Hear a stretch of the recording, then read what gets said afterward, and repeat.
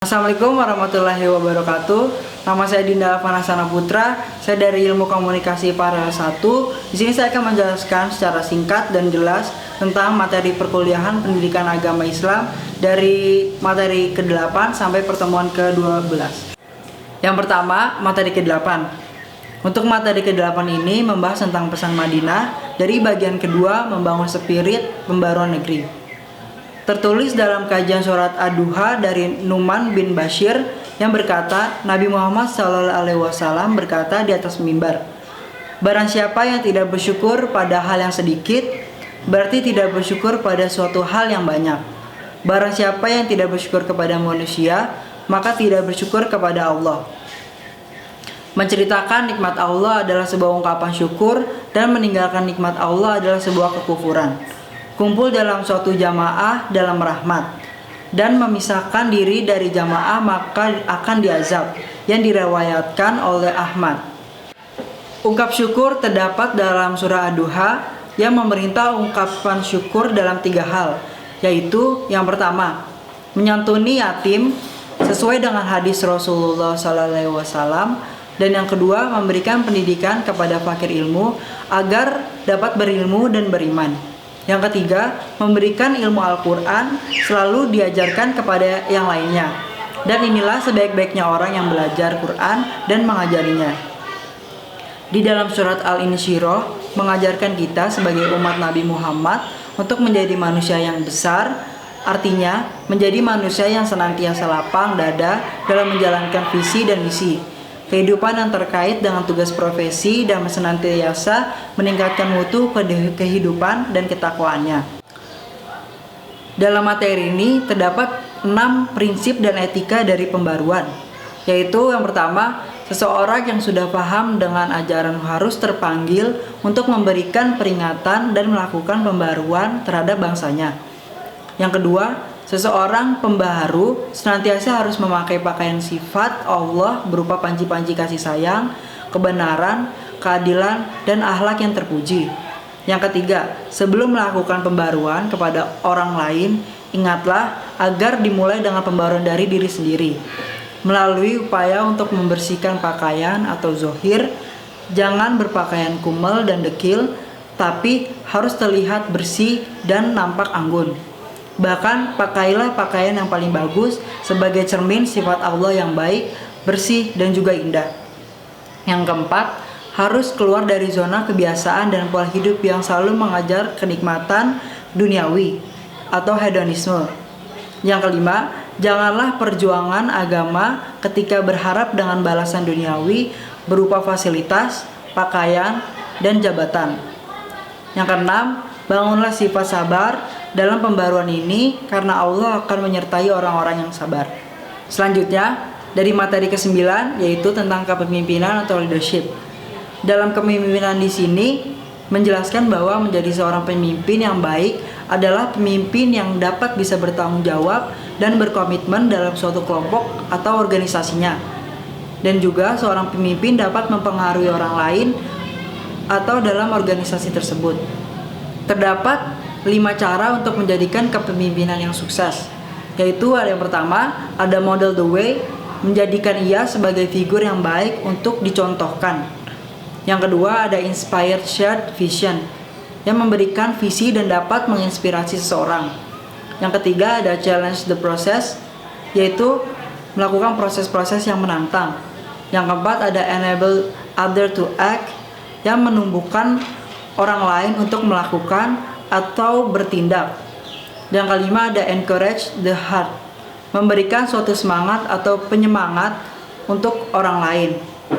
Dalam materi ini juga terdapat suatu model-model kepemimpinan, yaitu ada kepemimpinan transformasional, kepemimpinan karismatik, kepemimpinan Mekah dan Madinah, dan yang terakhir kepemimpinan profetik.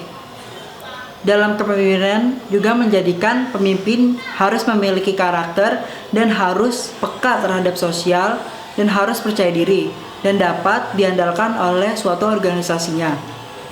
Lanjut ke materi ke-10 yaitu tentang internalisasi tauhid dalam Pancasila. Pancasila sesungguhnya merupakan suatu ideologi Islam atau doktrin kenegaraan Islam versi Indonesia dan 4 pilar negara seperti Pancasila, Undang-Undang 1945, NKRI, dan Bhinneka Tunggal Ika merupakan konsensus kebangsaan yang final. Menurut Muhammadiyah, menyebutkan negara Pancasila sebagai Dar al-Ahad wa al-Syahadah. Kelompok ekstrim minoritas bahkan menyebutkan Pancasila dan 3 pilar lainnya sebagai Tauhid, sila ketuhanan yang Maha Esa, dan 4 sila lainnya merupakan cermin dari paham tauhid sosial yang membumi ditolak. Mereka lebih memilih tauhid rububiyah, mukiyah, dan ubudiyah sebagaimana dipahami di NII. Krisis pemaknaan atas Pancasila yang berujung pada penolakan merupakan persoalan serius bangsa dan umat Islam khususnya. Tesis Nabi Muhammad SAW yaitu tesis Madinah yang diuraikan dalam lembaran Madinah Al-Muhammadwarah sebagai urusan dan implementasikan yang sempurna dari tesis Nabi Ibrahim yang merupakan pancaran ajaran dan akhlak dari baginda Rasulullah SAW. Dari sila pertama yaitu ketuhanan yang Maha Esa. Kandungan inti dari ketuhanan yang Maha Esa ini menunjukkan dengan jelas hubungan antara hablum minallah dan hablum minan nas. Kesolehan orang beriman sebagai hamba terhadap Allah Subhanahu wa taala yang bermuara dan berdampak langsung pada kesolehan dalam relasi-relasi sosial dan lingkungan. Islam juga mengakui keberadaan keagamaan terdahulu yang sezaman. Karena itu, Islam sangat toleransi yang merupakan suatu bentuk kepercayaan. Lanjut, sila kedua yaitu tentang kemanusiaan yang adil dan beradab.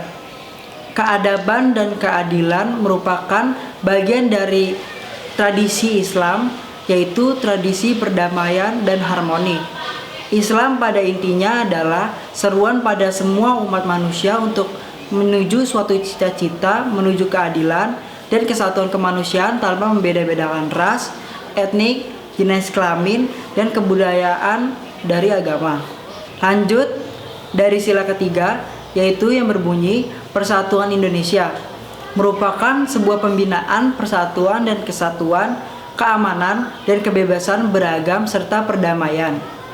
Dan yang terakhir dari sila keempat dan kelima yang berbunyi kerakyatan yang dipimpin oleh hikmah kebijaksanaan dalam pemusyawaratan perwakilan dan keadilan sosial bagi seluruh rakyat Indonesia merupakan suatu ajaran sosial dalam tesis Nabi Muhammad yaitu tesis Madinah yang diimplementasikan dalam sila keempat dan sila kelima.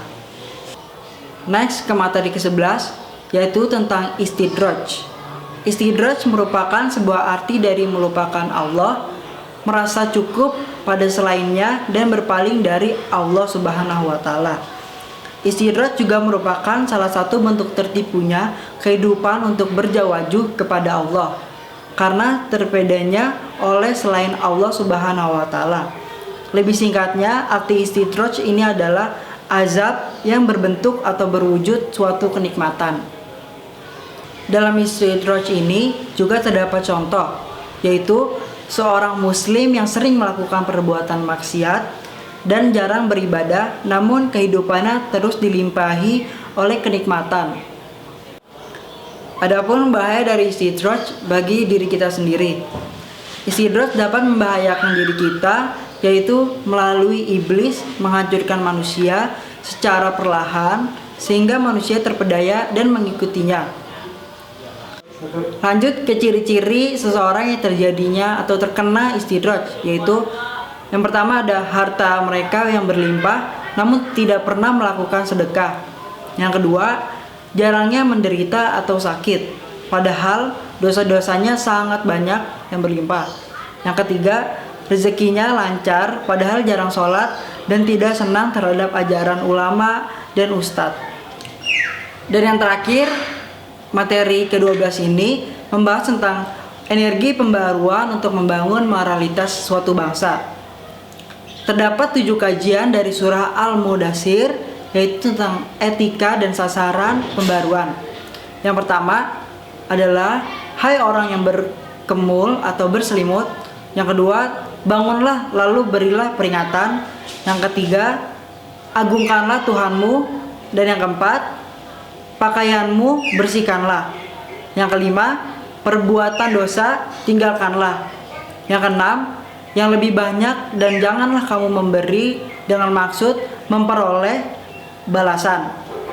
Dan yang ketujuh, untuk memenuhi perintah Tuhanmu, bersabarlah.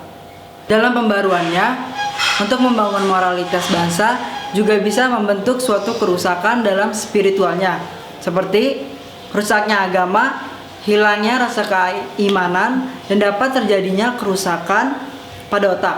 Contohnya dalam kehancuran nilai-nilai moralitas bangsa. Pastinya dalam kehancuran suatu bangsa terdapat suatu solusi untuk membangun kembali yang telah hancur moralitas suatu bangsa tersebut.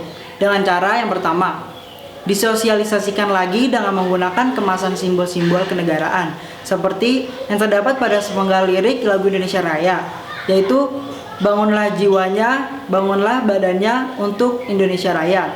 Dan yang kedua, membangun jiwa adalah membangun ajaran tauhid dari jiwa Al-Quran. Yang ketiga, membangun jiwa Al-Quran dapat membangun juga suatu karakter yang baik. Dan yang keempat, yang terakhir, Al-Quran sebagai solusi permasalahan kehidupan skala individu, keluarga, dan berbangsa dan bernegara. Itulah dari kelima materi yang saya sampaikan. Kurang lebihnya mohon maaf. Wabillahi taufiq wal hidayah. Wassalamualaikum warahmatullahi wabarakatuh.